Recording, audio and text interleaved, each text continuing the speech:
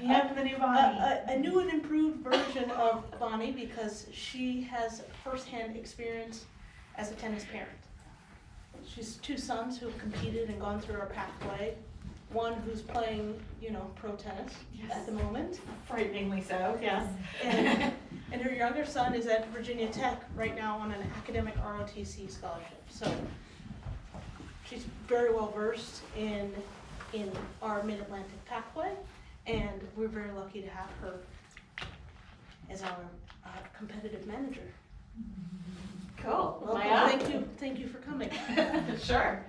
So as she mentioned, my name is Rachel Kros. I am officially the Senior Manager of Youth Competition. As I said to a few of you in the room, I didn't come to this job by a traditional path. I am not a tennis player. I'm a tennis parent. I have experienced it firsthand. I understand where the challenges are, and especially for each individual family, this is an individual journey. There's no one-size-fits-all answer to navigating junior tennis. Over the past 2 years, there's been significant effort and research to find a better pathway, to design the best possible player development model for the fun and enjoyment of kids in tennis, to keep them in tennis for a lifetime, at whatever level is appropriate for that player.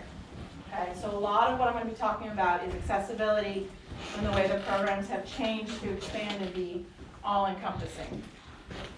Through the past couple of years of development, there's been serious effort put into the American development model, which is exactly what all of these programs are tied to. It is the blueprint of player development. And what are the ideal scenarios to grow tennis players? Are we going to run out of chairs? No, we got So before we get into the specifics, I want to talk about how we got here and what drove the research and the decisions that are promoting this change. So across the United States, there's approximately 4.6 million tennis players. Only about 4% of those youth players play USTA programs. That's those red dots. To put this in perspective, Toys R Us went bankrupt with 15% of the market shares. Okay, so we recognize that we're doing something that could be improved if we're not drawing in more players into the programs. We've seen reductions in participation in tennis tournaments and JTT across the board in the last few years.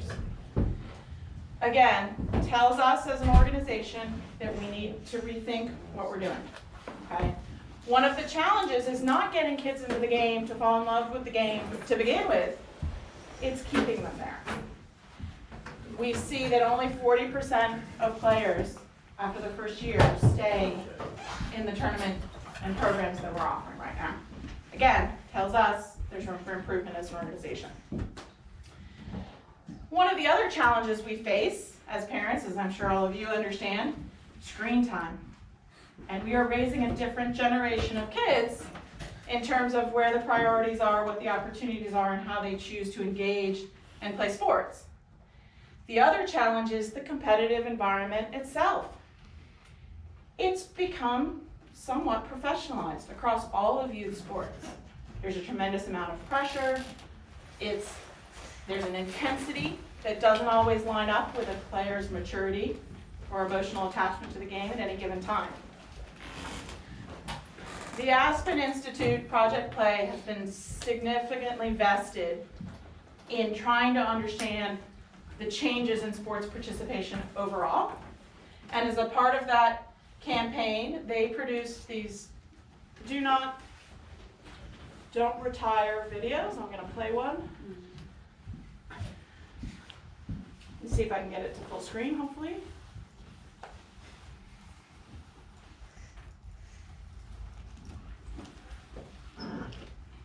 Did it go? Yes.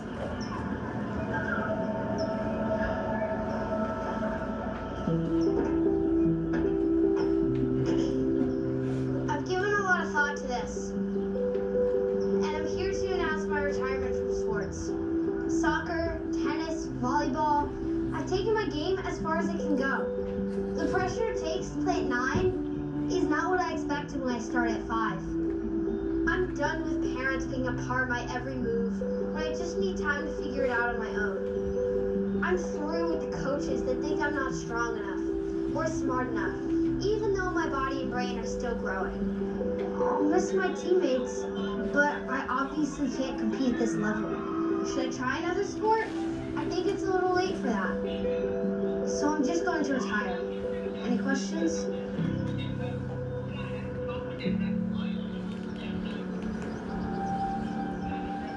Impactful, interesting perspective on what's going on with youth sports. So given the situation that we were in, looking at the numbers and looking at the trends, there was a tremendous amount invested in research. Beginning in 2013, and even prior to that, but primarily as a benchmark 2013, Brian Hanline, who's now on the USTA Board of Directors, participated in a joint effort with Player Development and Community Tennis to develop a book called Positioning Youth Tennis for Success. That has essentially become the blueprint of many of the changes that we're going to be looking at tonight. It's kind of the building blocks. And if you haven't read the book, you can download it on USTA.com. Positioning Youth Tennis for Success. Tom Ferry is the leader of the Aspen Institute's Project Play. The research here has been primarily focused on sports across the board. This is not just a tennis issue, okay? This is about decline in participation in youth sports across the board. This is not unique to our industry. Obviously, we are trying to correct it from a tennis perspective, but this is a trend for all kids. USTA partnered with the University of Central Florida on a huge research project. Asked 1 million questions about what are we doing that's not working in the youth player development model. Over 3,000 parents and players responded, and out of it came 500 pages of research. The parents were a big voice in this, and a lot of what we heard are things that you've probably heard at tournaments, or maybe even have experienced yourself. The system's confusing, it's overwhelming, there's a lot of pressure, kids are getting hurt, I don't know where to go and what to do, this impacts my work life, how do I make this balance work? And lastly, we went to sports medicine specialists and medical professionals and talked about overuse injuries. And there's resounding research that specializing too early is detrimental to the kid's long-term development.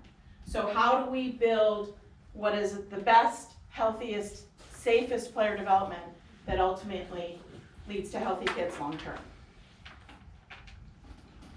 Again, many of the things we're talking about all got wrapped up into what is now the American development model. To summarize the points of the American development model, 1, developmentally appropriate teaching and coaching methods. What does that mean? Train the coaches, everybody. Developing a clear pathway. Again, clear and simple is what we're trying to get to. Supporting multi-sport development. My kids were into Taekwondo for years before they committed 100% to tennis. It's finding that balance, what works for every kid. Keeping it fun and athlete-centered. Fun being the key component here, right? This is a game, it's a sport, it should be fun. Making it accessible and easy to find opportunities to play. And lastly, why I'm here tonight, providing player and parent guidance and being transparent about what we're doing and why we're doing it. So that brings us, after years of working on all of the different scenarios, to what we are presenting as the 2021 pathway. This was a collaborative effort across all 17 sections of the USTA. Okay, all of the player development managers hashed out the details of what this pathway needs to look like for everybody across the country for the betterment of tennis. So if we look back at 2017, what our player pathway looked like, We had some red ball opportunities in the school space. We had play days that had red, orange, and green. We had junior team tennis. You'll notice the declining red arrows. And then we had ranked tournaments. 66 categories and 100+ different tournament names. What does that mean to those of us who are parents? This is what the world of junior tennis looks like as a parent, right? This is sadly going to all the sections and asking what their tournaments are called, and this is what we get back, okay? Now, obviously, from a parent perspective, that's confusing, and we recognize that.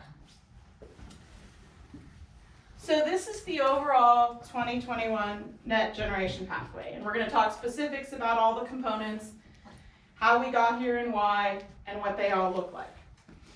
The most important thing to understand about this overall picture is it is the same across the country, okay? Doesn't matter whether you're in Mid-Atlantic or SoCal or Intermountain. We are all, as 17 sections, going to the same system. That means our tournaments are all going to look the same, the names and definitions are all going to be the same, and there's going to be flexibility about where you play. The other thing that's important to understand about this model is that this space, which we'll talk extensively about tonight, which is the tournament space, is intended for intermediate players, okay? Currently, we have the term entry-level tournament, right? That does not exist in this new model, and we'll talk about where entry-level and player development fits into it. So as a part of our goal to make everything simpler and easier to understand, the working groups that were charged with developing this pathway were told they had to create, if they couldn't describe the product in a single 15-word sentence, we were doing something wrong, okay? So Intro to Tennis is a beginner program focusing on skill development to prepare players for competition. It's introduction, that's all it is. Team Challenge is a low-pressure team environment introducing competition without an emphasis on results. What does that mean? No scoring. Team Tournament. This is a new product we're going to be talking about, an innovative substitution format with increased competition focusing on team results. Not individual results, team results. Again, focusing on fun. Team League, this is what many of you will understand to be as our current JTT program. It will be revamped and incorporated into these changes just like the tournament space is being changed. It is a team commitment to play season of match play, counting towards league standings. And then a product we're going to talk a little bit about tonight, the round robin. This is a non-elimination format for individual competition, emphasizing results and ratings, not rankings. Results and ratings, okay? And lastly, we have our tournament space, a variety of play formats focusing on individual results and earning ranking points, which is where most of your children are living. So let's talk about that first component, the tour space. The net generation pathway again, this is the net generation tour. This is what we currently define as our tournament space. This is where the ranked players will continue to operate.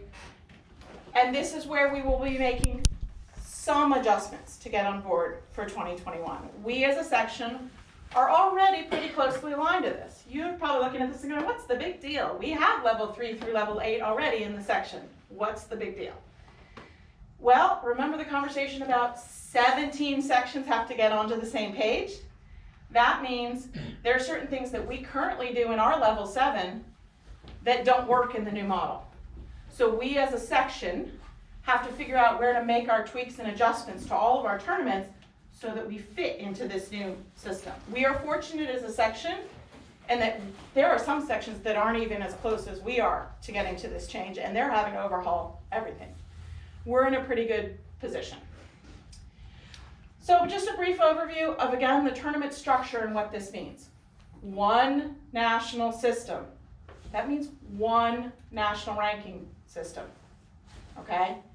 Will it still be filtered by the Mid-Atlantic results? Absolutely. So kids will have, there'll be one massive national ranking system. And we as a section will be able to pull out and filter our players in the Mid-Atlantic in the exact same order that they are by national ranking, right? Because we've all gone to the same system now, one system. We are reintroducing mixed doubles into the ranked space. This is about fun, okay? I can't tell you the number of times kids have come to me and said, I can't find mixed doubles. Okay, we get it. We're trying to put it back in. So mixed doubles will be actually counted in the ranking space. We are all, across all 17 sections, agreeing on how tournaments are named, how they're labeled, what their draw formats are, how many days they run, okay? And we're working on considering aligning our deadlines. I mean, we are as a group committed to making this better for the parents. One of the biggest changes you'll see is you can take your points with you and everything counts no matter where you play. So what does that mean? If you happen to live in Southwest Virginia where I live, North Carolina is closer than driving to Virginia Beach. Under this new system, you can play and compete anywhere, and the points translate. Okay, again, we're on one system. There will still be exceptions to that, meaning we will have some closed sectional events that are only open to our players within the section. That is a benefit for us. Because if you think about with this new system, if our events are open and everybody else's events are open, our level 5 in Morgantown, West Virginia, that typically hasn't filled, is now potentially enticing to players who are closer to Morgantown. And they're going to want to come in and play our events. So there's going to be essentially a cross-cultural change in how tournaments are filled. Okay? So here are the 7 levels of tournaments, including the length of days, which is not far from what our current player pathway is. Okay, this is pretty close to what we already do as a section. What I want to draw your attention to are the percentages of points on the right-hand side of the slide. Going to one national system, we need to be cognizant of the proportional relationship of the point structure, right? We can all agree that winning a national championship has a different value than winning a level 7, okay? And so there's a points relationship between them, with winning a level 7 being 1% of the points that you get for winning a national championship. Oh, did you get it? No. Okay, go back. Sorry. Okay.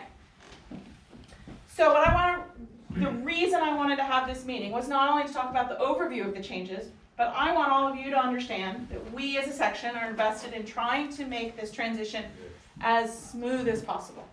Okay? So we have proactively gone through all 53 pages of the 2021 regulations and figured out what we can tweak where to set your players up for success in 2021. Okay? We don't have a choice about 2021. It's past, it's happening. So the best thing we can do is make sure that we set you up for it. Okay? So some basic things we're doing, which hopefully are logical, we're changing our naming conventions. We are making sure to include the terms open and closed in our events. So for instance, next year where previously you've seen USTA MAS Level 3 Super 6, it'll now say closed Level 3. We'll keep the Super 6 designation during the transition to make sure that everybody understands what they all mean. But we're just introducing some little naming conventions to try to make it clear, okay? We are changing our Level 4 challengers, and I'll explain in detail what we're doing and why. We are going to provide choices in the 12s. I will caution you that just because we're offering more choices doesn't mean we necessarily want you playing more tournaments, and we're going to talk about what that means. We're going to review our endorsement requirements. We haven't made a final decision yet about endorsement requirements in 2020, but I'm going to share with you why we're in that in-between stage so you can understand the process. I'm going to share with you tonight what the points phase-in plan. As you can imagine, going to this one national system has a dramatic impact on your players' points. So we're going to share how we intend to go through this transition so you can see it transparently. We're going to talk about the format changes to level 6 and 7. We are starting in 2020 defining our tournament space as intermediate. So the term level 7 is tied to an intermediate event. That means, by definition, it's going to yellow ball in 2020. I'll talk a little bit about youth progression for those of you that have players in that space later. And again, there is a youth progression transition as a part of this. So let's talk about level 3s and level 4s, because I believe for the majority of you, that's probably the interest level. Yes? Okay. So to explain how this works, every section gets 2 closed level 3 events. Those are our January and June championships. Okay? We are allowed to split them up into singles or doubles, or they can be offered in combination. And we in the section do both right now, with 12s being combined and 14s to 18s being separated. Every section gets up to 4 closed events. Those are currently called our level 4 pluses. Okay? In 2020, they will just be closed level 4s. Okay? Those 2 events, those closed level 3 and closed level 4, are the current tournaments that offer national points in our section. Right? Keeping in mind, 2021, everything goes to national points. So, our reason for changing the challengers is we get 4. We are allowed as a section to have up to 4 challengers. If you all are familiar with our current challenger format, it's a draw of 48, single elimination, singles and doubles. Well, a couple things about that. As a trend, we're not filling our 48 draws. So we've looked at why that is. We strongly believe it's partially because there's no backdraw. So we've made a decision as a section to split our challengers. So in 2020, we will offer 4 open level 4s with draws of 32 for singles with a backdraw, and we will offer 4 open level 4s doubles. Yeah. Just to clarify, when you say open level, you mean people from other section can Yes. enter and play those events? Yes, and they can under our current system, and they will be able in the future. Okay. So I will tell you, under our current regs, section players get priority for selection to those events. Under the new system, that will not be the case, right? Because they'll be open universally. So, Sorry, but those changes are for 2020? This is 2020. We are open, So they're and gonna be open in yes, 2020. we are doing this in 2020. So our current level 4s are open right now. We're changing the draw formats now and the consolations because, for those of you who understand, like here's my little rankings demonstration. Your child's ranking goes 12 months in the past, right? When they flip the switch on January 1st, 2021 and rerun everybody's rankings, those go 12 months back. Right. So we are trying to make sure you have the opportunity to have those consolation and backdraw points in 2020 so that they Not in exist on your 2020. record in 2021. Everybody get that? Make sense? Mm-hmm.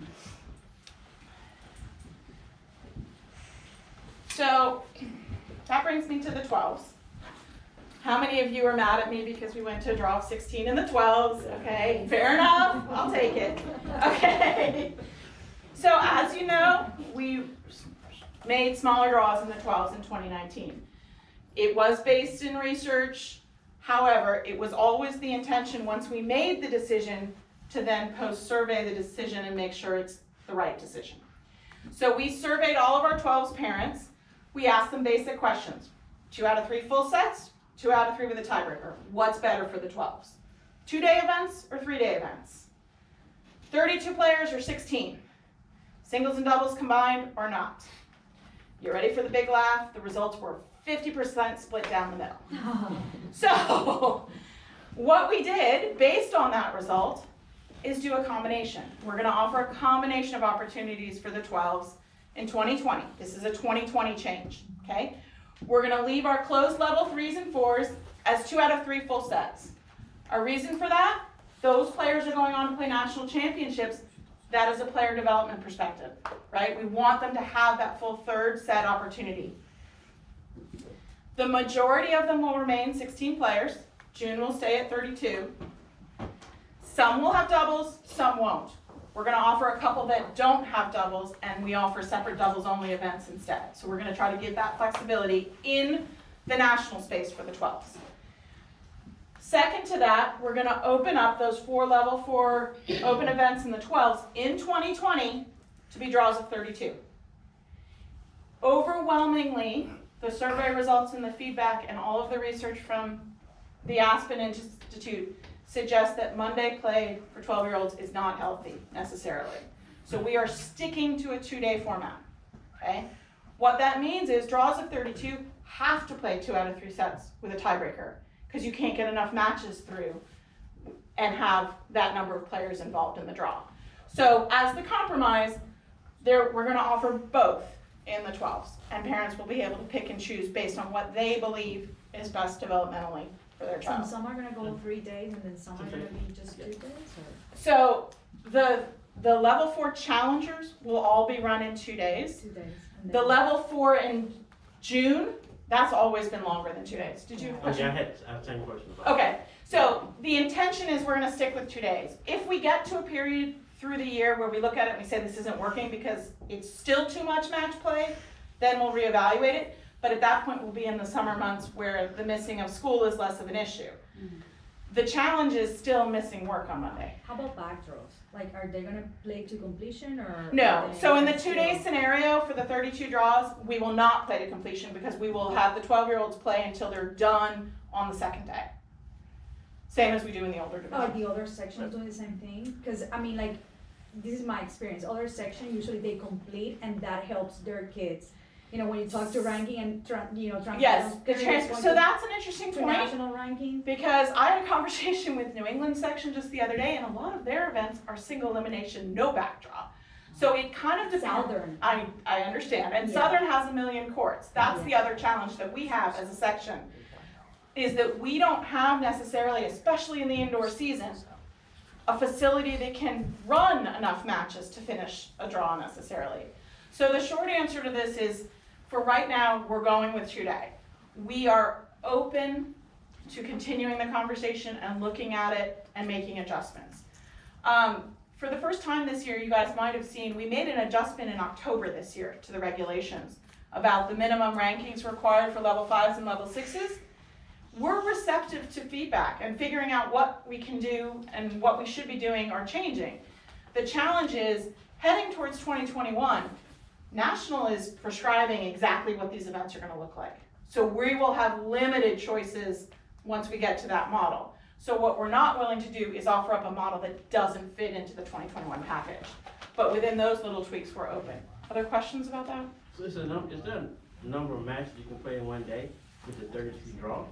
So it's not about the number of matches with the size of the draw, it has to do with the format. So under friend of court, if you play 2 out of 3 full sets, you're limited to 2 matches. Yeah. If you play 2 out of 3 sets with a tiebreaker, you can go to 3, which makes it possible to move further through a draw if you're using that format. Okay. So that's where the challenge is. We can offer the opportunities for more kids to come in and play, but we have to make sure we're within the friend of court regulations in terms of how many matches they can play in a day.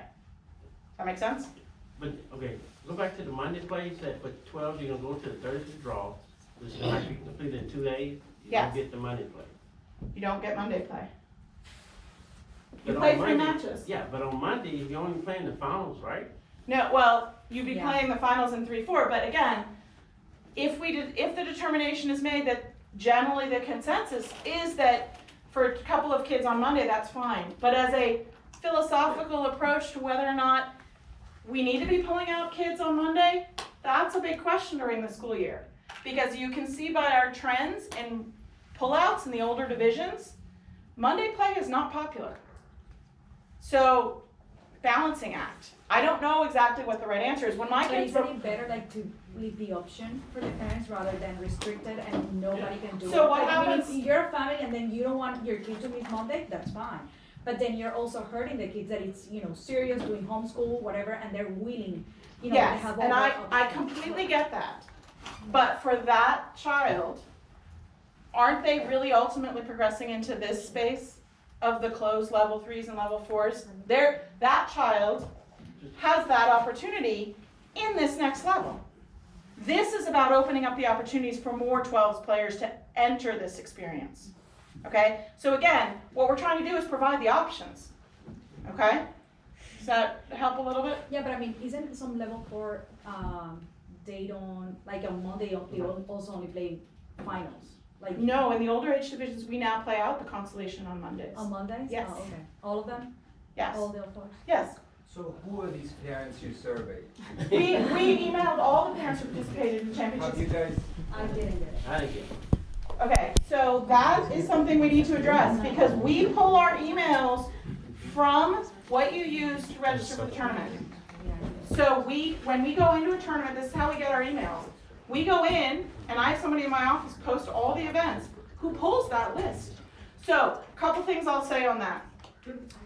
Sometimes parents, in the days of when communication there were choices, put X's and things in the emails that they sign up with. There's a risk that there's an old email floating around tied to an account, okay? So what I would suggest you do, first of all, I'm happy to send you the survey and have you respond to it. That's, first off, happy to take the feedback now and continue to have the conversation. Yeah? I'm sorry, I'm not questioning the validity of the survey. I was just wondering where you got your subjects. We pulled all the championships. And I got surveyed. Okay. I didn't always fill it out. It was just. So this was a unique survey that went to every player who participated in a championship or a challenger That wasn't it. between January and October of 2019. Okay, because they were the ones who had experienced the format of 2 days. So if you missed it, my apologies. The attempt was made to pull every player's address out of there and make sure that we surveyed them. We have done an increased level of survey in general across all tournaments, and I can talk a little bit about that at the end about what we're trying to do and why we're doing that.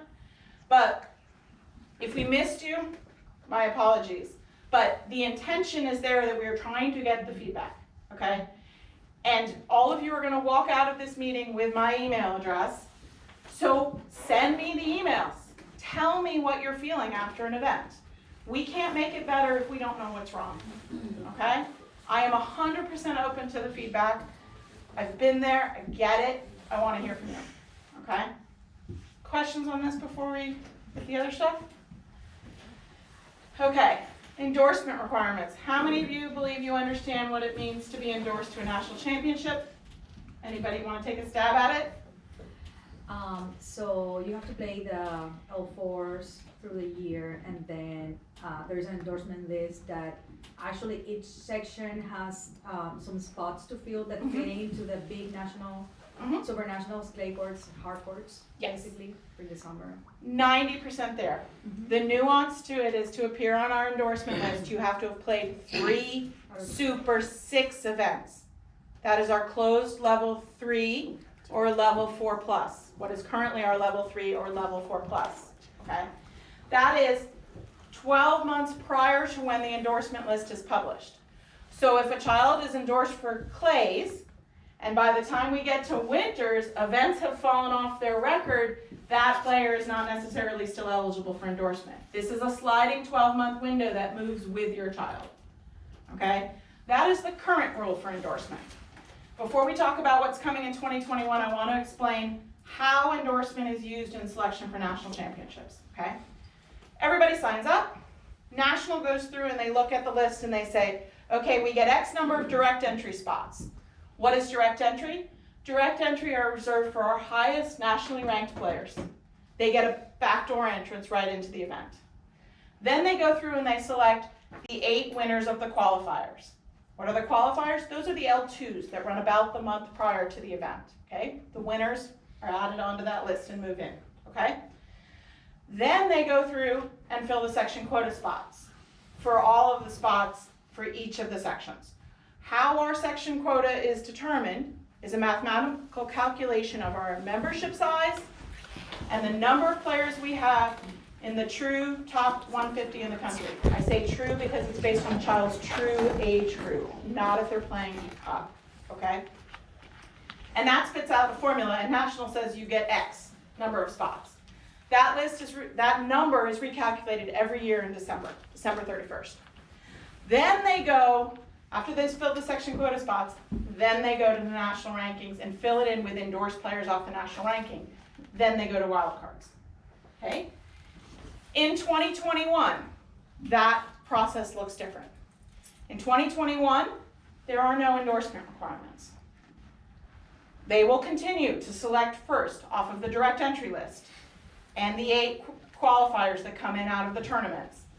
Then they will reserve a certain number of spots in the draw based on national ranking. Okay, so national ranking has now slipped in ahead of endorsements. Then they will go to section quota. Section quota is not the same thing as endorsement. So endorsement requires you to play a minimum number in the section. Section quota is the reverse. It is looking at players who have maybe not had the opportunity to play as many national events outside of their section. So it is a special list generated just for the purposes of national championships that looks at a maximum of 3 events outside of your home section. So if you've played a ton of national tournaments and your national ranking is high enough, fine. You don't need that sectional quota spot. If you are a player who can't afford to travel, has a sick parent, whatever the situation might be, and you're limited to playing only within your section, but you're successful in your section, USTA is recognizing that and guaranteeing you a path into nationals. Okay? Any questions on that? Okay. Given this switch between endorsement to section quota, we as a section are struggling with what to do a little bit in 2020. Because we don't want kids to think, oh great, I don't have to do anything. Because there always needs to be a plan B. Kids get hurt, something happens, there's a family emergency, you miss a tournament. The section quota opportunity is the plan B, okay? Even if you have a child who's playing at the very highest level nationally, it's not always a bad idea to have that plan B. So I want everybody to be aware of it so that everybody can make choices about whether they want to be on that section quota list or not. If you want to be on the section quota list, play 3 tournaments in the section. If you think you're safe and don't worry about it, that's your choice. So in 2020, we will likely still keep some level of endorsement requirement. I don't necessarily believe it's going to stay at 3. We've kicked around 2 as an opportunity because asking a player to commit to 3 is a pretty large number. A player who chooses to commit to 3, that's one thing. But requiring a child to commit to 3 is a little bit challenging. So we will be making a determination through junior competition and announcing what the endorsement requirement is for 2020 before the January L3. Okay, so people can make those decisions. Now, I will take this opportunity to tell you that there is no national level 3 in January outside of our section. There is only the closed level 3 sectional. Okay, so if you've always gone off and played something in January, keep that in mind. The only one offered is ours here in the section. Okay, they also took the July level 3 off the calendar. Okay? Okay, so you are the first parents to see this very scary chart. So let's talk about points transition. Okay, all the cameras are coming out. I knew it was going to happen. Okay, so in order to achieve this transition to 1 national ranking, we have to have a fundamental change in the point system. All 17 sections have to get to a system that we can agree on. What you are seeing is a draft, I say that in very big letters, draft, of what a full feed into the quarters points table is going to look like in 2020. And the plan is that we are going to produce and give you in 2020 a rankings point table that shows you what your points are in 2020, but also shows you what the points are going to look like in 2021. Okay, so we are going to, full disclosure, we're going to show you what this looks like. We are not going to make a points change on January 1st, 2020. We are going to wait for national to run shadow rankings, test the system, make sure that all the ducks are in a row. If everything goes according to plan, we will potentially start implementing new points in June of 2020. So that players can start to see the impact of what their ranking is going to look like in the new system. Okay? The reason I bring up June is some of you may have already noticed. If you notice here, the level 3 that is currently our 700-point event becomes a 900-point event in the new system. Now, regardless of when we actually as a section implement the points change, everybody's getting the credit under the new system on January 1st, 2021. But what we want to do is make sure everybody's prepared and understands what it's going to look like. So we could take the position that we're just going to run with old points up until the day they flip the switch, and we may make that decision later in the year. But full disclosure, we're gonna show you what it's gonna look like, we're gonna test it, we're gonna share with you the testing, and we're gonna figure out what it all means. Now, some of you are probably alarmed at how different some of these numbers look, okay? Remember, very, very important to remember, it's the same for everybody. So even if it looks like your child's going way down, equivalent is happening in every single section around the country. Everybody's being put on the same chart. So everybody should stay relative to each other. And will there be glitches? Absolutely. Is it going to be imperfect? Yes. But again, we're trying to be transparent about what we're showing you. Now, questions about this before I move on to the next component? Okay, you will notice on this chart there's no level 6 and level 7. That's because level 6 and level 7 aren't allowed to have feed-in the new system. They are points per win only tournaments. If you win 4 rounds, you get X number of points. It's not based on where you are in the draw. Both level 6s and level 7s, and we are making this change in 2020. Again, I'm going to go back to my points ranking illustration. If I let a tournament director run a non-compliant level 7 in February of 2020, when they flip the switch in 2021, that kid gets no points, okay?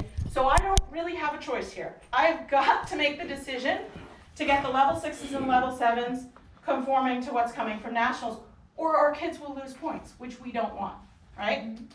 So this is where you'll see the majority of the changes in 2020 as a section, okay? We are going to round robin and compass only in level 7s. Okay, this is mandated by national. We're going to short format, single set to 6 or 2 out of 3 short sets with a tiebreaker, 7 points for the third. This is, it sounds like it's a big change, but reality is kids need match play experience in short format fun tournaments. We are rebranding the level 7s as intermediate because again, all of the tournament space is rebranding as intermediate. That means we're going to yellow ball. The other thing you'll see is limited draws shall be selected from the bottom up. Okay, if we have an indoor level 7, we will be selecting bottom up. Reverse selection. This is about providing opportunities and accessibility to players wanting to enter the tournament space. Okay? You having fun yet? Okay. So those level 6s and level 7s are what's being called the bridge to the net generation space, particularly to the round robin in the net generation space, which is the highest level of the level-based play component that's being introduced. So that is what brings us to the net generation circuit. This is a completely new product. It is something that has been tested and vetted for several years. There have been pilots of many of the programs run over recent years to flush out all the challenges and figure out what the ultimate product needs to look like. So to reiterate, the net generation circuit is everything here in dark blue. It includes Team League, which is that reinterpretation of what is currently JTT. It includes those team tournaments and team challenges, and it includes level-based play events. Again, not ranking-based, level-based play. So each of these products is unique, has slightly different formats. Each of these products is offered in a variety of ball colors. Okay? It is the intention that this is a fluid space. Players can move between products. They can sample in a variety of events. They can change ball colors. Okay? There's choices in this space. It's very flexible, depending on what is in the best interest from a player development perspective for that particular child. Which brings us to the question of youth progression, which is our current system of stars and trophies that awards and requires kids to play a certain amount of time in orange ball and a certain amount of time in green ball. The reality is, with this new product and what's coming out, all of the components that are beneficial of youth progression are incorporated into the products of the next generation circuit. So what does that mean for do any of you have current 10 and under players? Just one? Okay, three. Okay. So for those of you who have 10 and under players, you're thinking, oh no, what does this mean?